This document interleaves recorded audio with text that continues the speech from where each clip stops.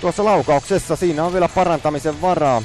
Tämäkin meni aika lailla, voidaan saada päin Engreeniä. Ihan hyvästä paikasta pääsi kyllä tempaisemaan.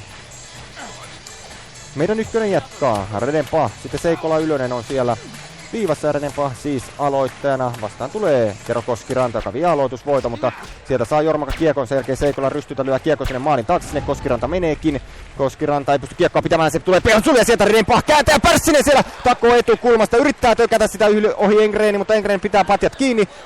Anttila vähän kompuroi siinä kiekon kanssa. Ja näinpä ei siinä tullut kunnon vastaajuushyökkäystä. Ja sen jälkeen tilanne päättyy paitsioon.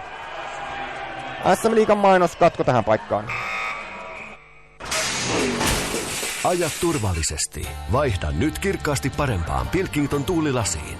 Lahden autolasikeskuksesta kaikki autolasit sekä tuulilaskorjaukset. Ja tarvittaessa myös sijaisauto. Lahden autolasikeskus. Hirsimetsäntie 7.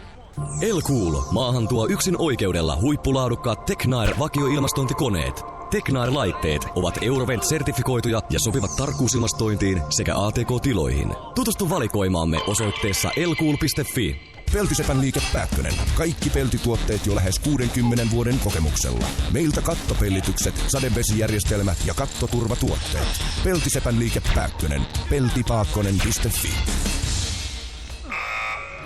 Christian, kuuntelijamme heitti mielenkiintoista